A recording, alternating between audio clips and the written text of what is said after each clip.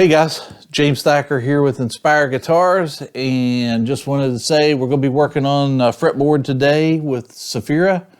We're going to cut the fret slots, and then we may look at doing some binding later on, get this thing ready to roll. So hang with us. I'm going to make some camera adjustments so you guys can get a real close-up look at what I'm doing here, and we'll move forward.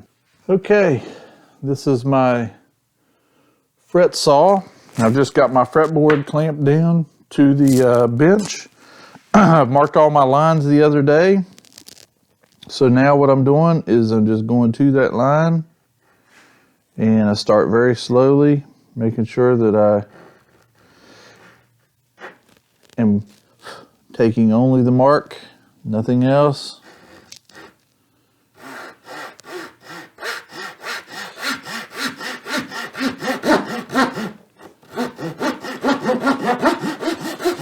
And I'm going to square across, just watching my depth.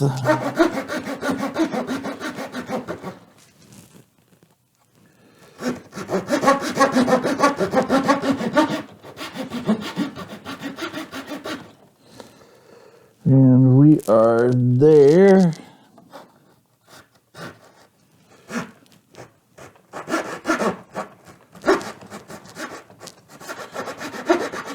We've got to go quite a ways because we are going to be, we still haven't got this thing, the radius put on it yet. So we want to make sure we keep that in mind. And I don't know if you can see there, but only thing I've taken is just where the line is. And I can actually see as I'm pulling back when I do that, that pencil, the lead that was in the pencil coming off. And then I just start with some short strokes, get bigger, a little more aggressive, kind of rock to the front, rock to the back, and then take out the center section. And we want to go a little bit deeper. You want to make sure that you stay parallel. You don't want it leaning forward or backwards. I'm trying to keep it good and parallel. 90-degree angle. I know some guys have jigs, and that's fine. I don't use a jig. The old masking tape. And just so you will have a visual reference of what I'm doing here.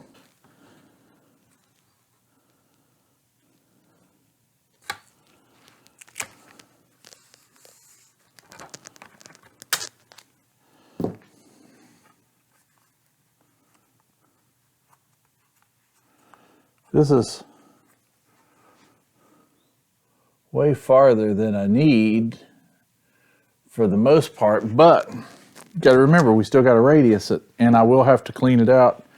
So once we put the binding in there, we're not going to be able to get in there, so they make this little saw here that you go back in and you clean these grooves out with. So we got to make sure we get deep enough, but we don't want to go too deep because we don't want to mess with the integrity of the fretboard. So we got our tape on there just so that we don't make a mistake here. It's probably a good idea. Although I've got a pretty good hand. I've done enough of these that I got a pretty good idea of what it is I need to do.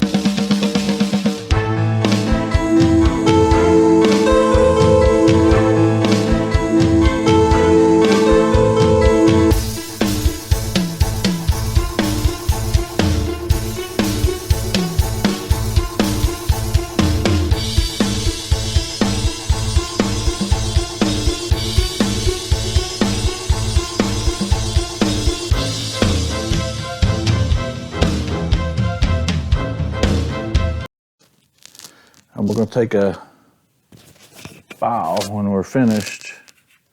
After we radius this, we'll file this. Make sure all those slots have a nice slope in, so that way when you put it in there, it doesn't tear out.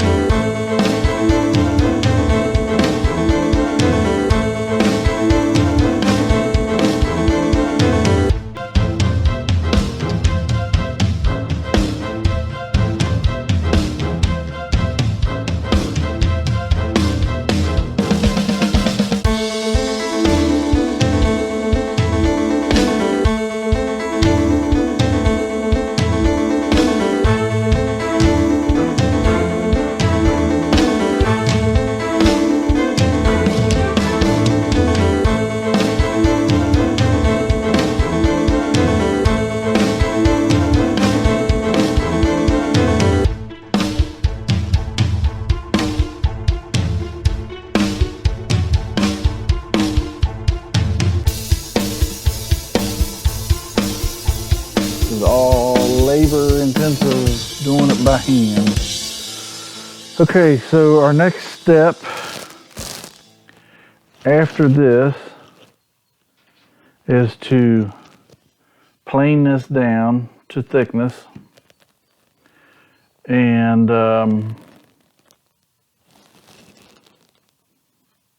then we need to come back and we'll need to touch up the fret slots a little more. I see that one's a little shallow.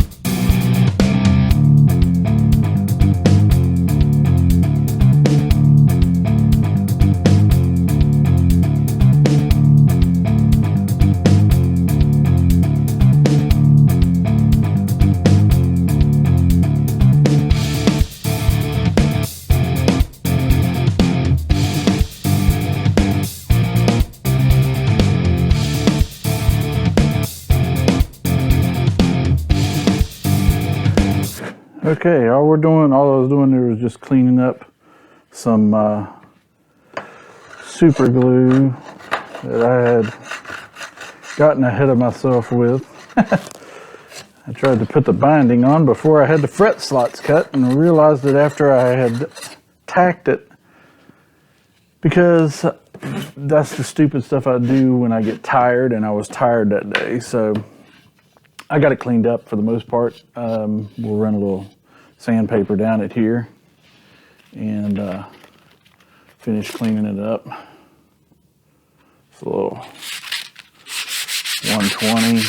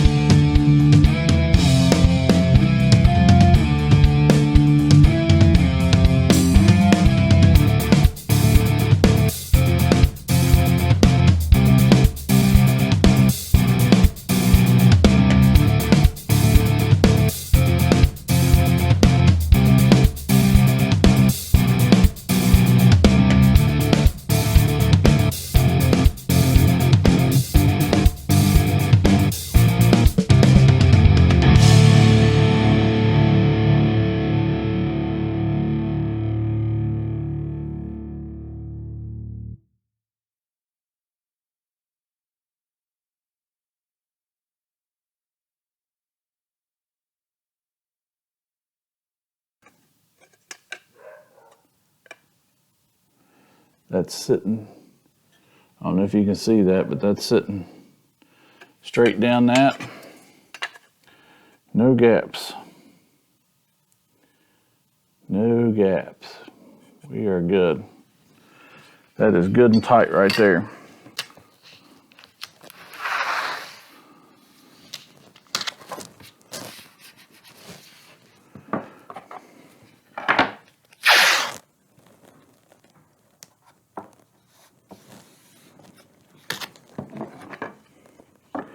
And what we do is we just hit some super glue on that and then hit some accelerant on the other side, and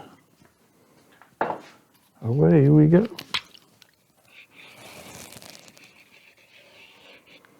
Don't take a lot.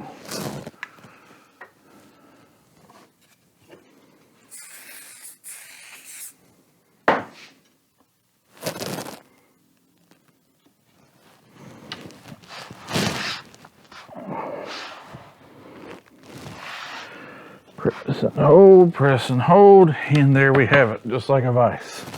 So what I've got is I've got 80 grit sandpaper on this 12-degree sanding block, and we're just going to kind of work back and forth here a little at a time.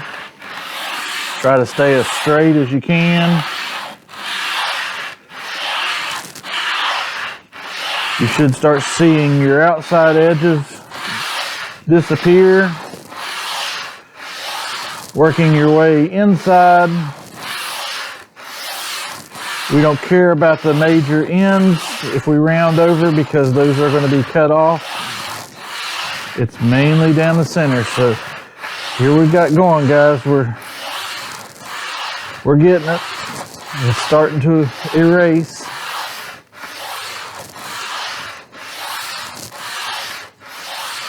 You don't want to spin one area longer than the other. That's why you make long, consistent strokes. Oops, we caught our paper there on the end.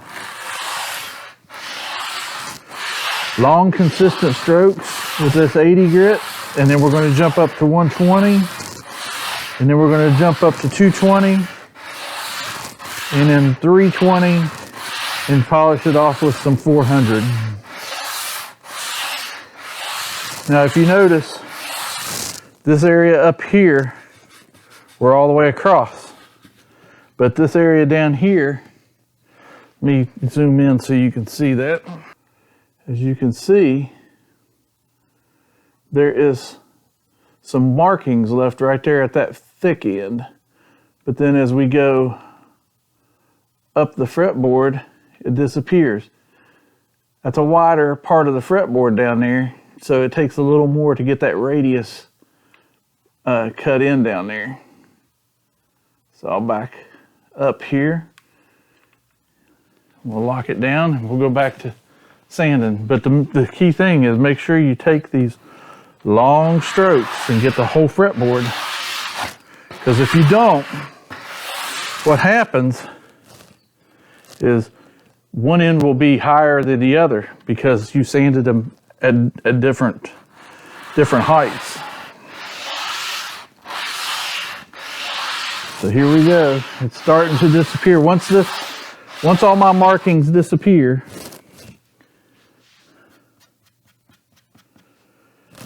and before they do, we want to fix ourselves here.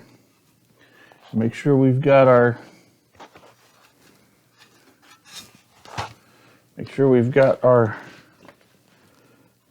center line marked.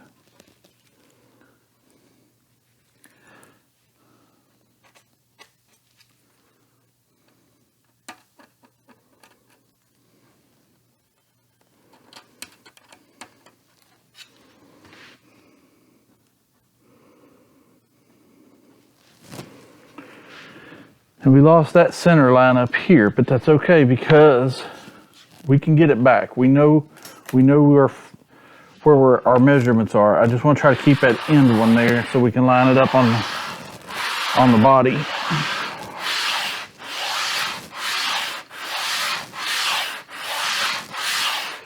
Okay, so my dots are starting to disappear. My center line's starting to disappear. We're keeping a smooth, consistent stroke back and forth.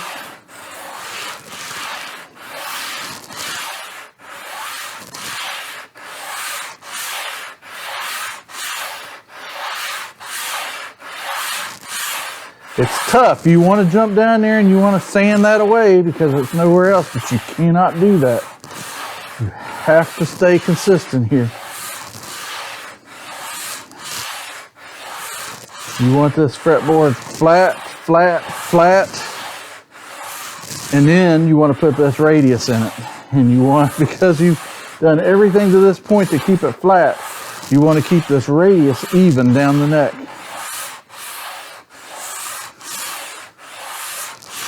A lot of guys use a different method. They route, they use belt sanders. I've seen Ben use a big belt sander. The guys down in Texas there, I won't say their names, but the guys down in Texas there, they use a big belt sander.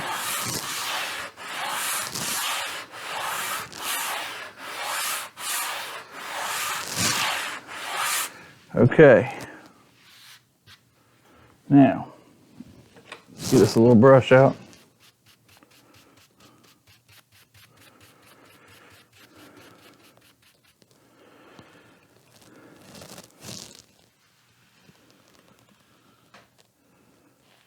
What are we going to do with this dust, guys?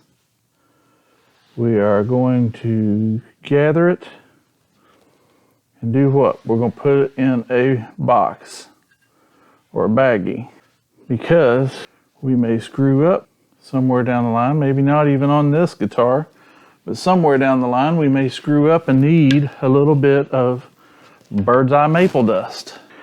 Got to make us a new sheet with our 120 now that we've advanced through the 80.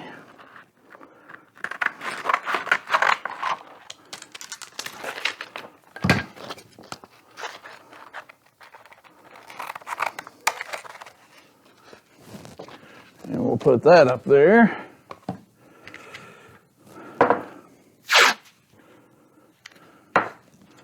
Do this all again.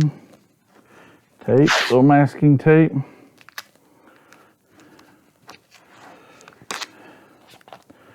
Now, just because I'm doing it this way does not mean that it's the only way to do it. This is the way I do it.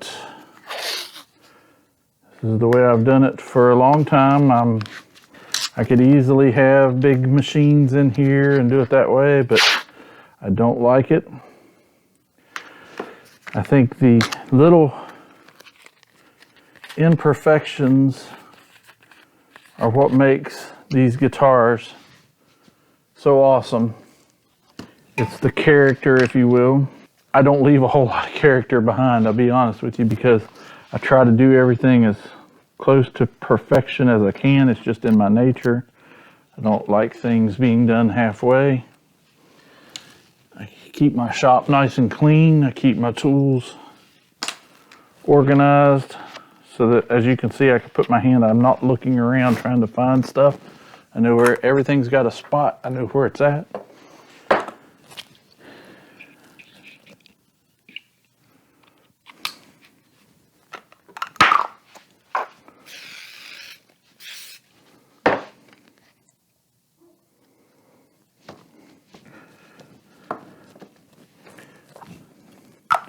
This little trick with the sanding block and the super glue. Now, before we do anything, how will we know if we're sanding it evenly? We're just going to come right down the board like that. And we'll make a mark, and that should tell us if we're getting even coverage.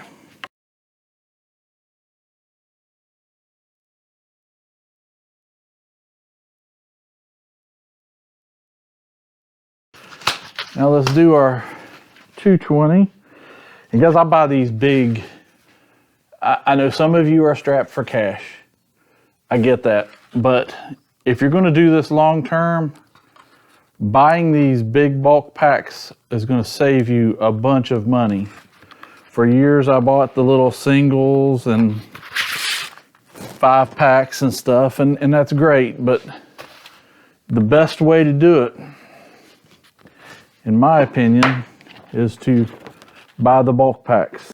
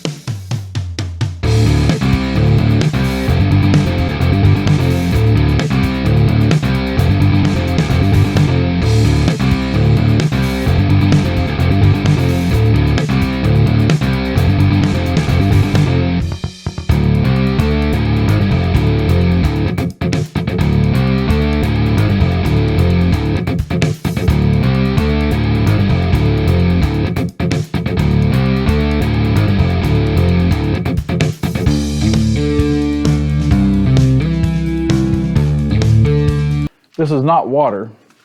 This is 93% alcohol that I use.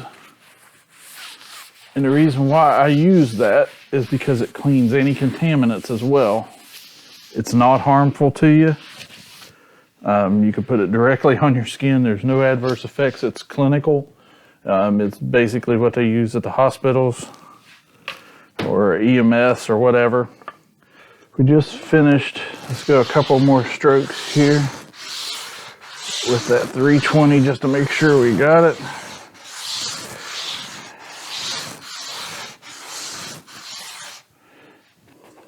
Let's get that back out of the way.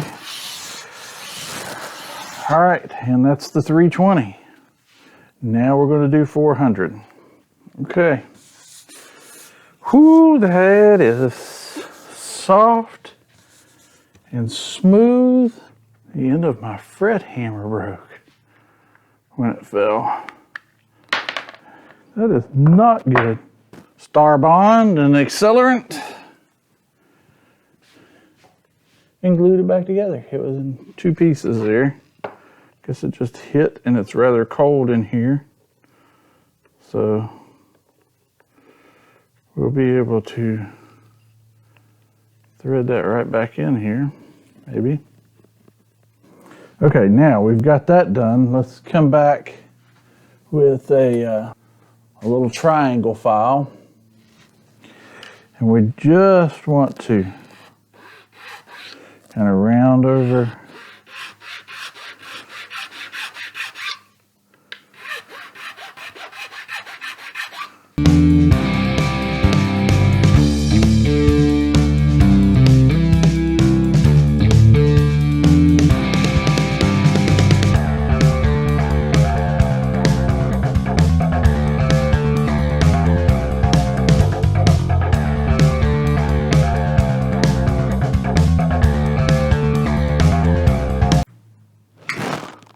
Okay guys, I'm back. What I'm going to do is I'm going to take this thing out back.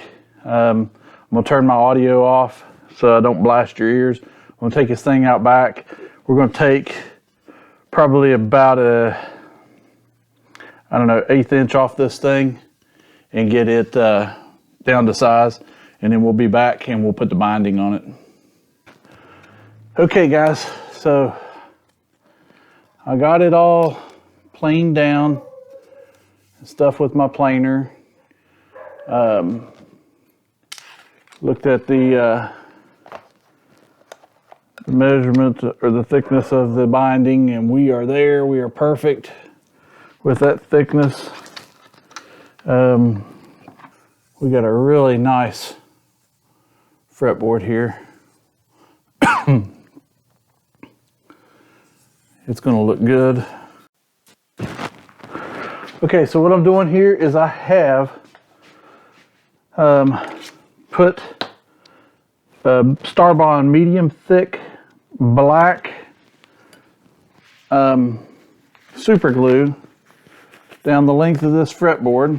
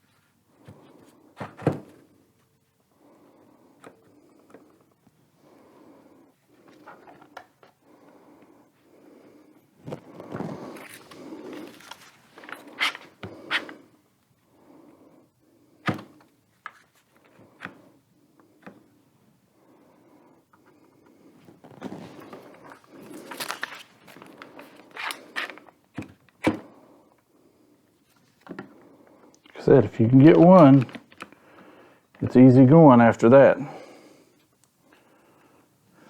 But you've got to get one. And it's always different. And it's always difficult. Never fails.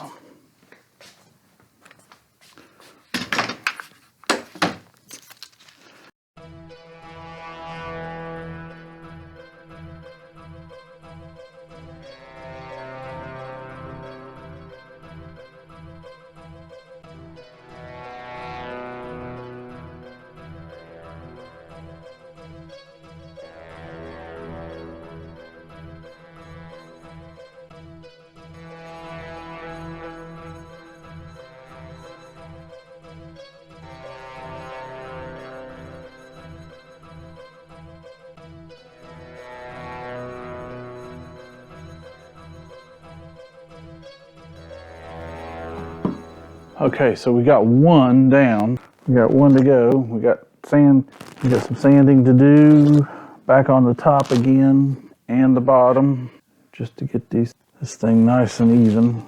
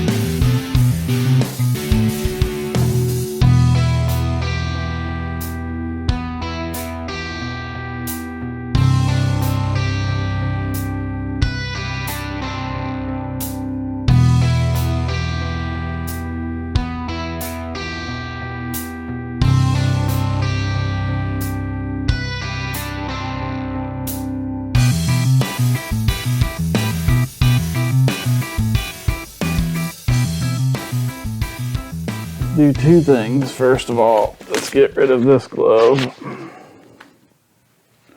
And let's take 5 and go clean our hands up because we got super glue all over our hands. Managed to get all that crappy black super glue off my hands. We've made a mess here, but we'll clean it up. I got chisel out. We're gonna get to it. Let's do this side.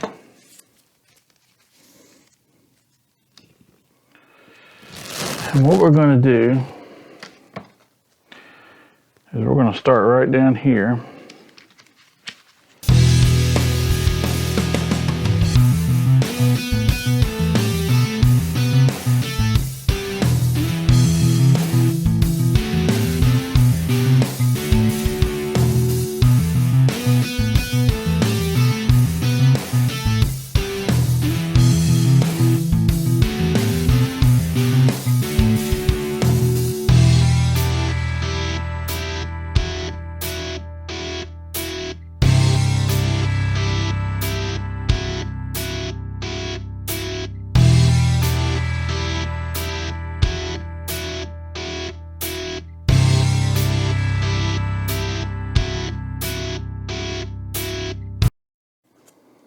Okay, there's this side binding down.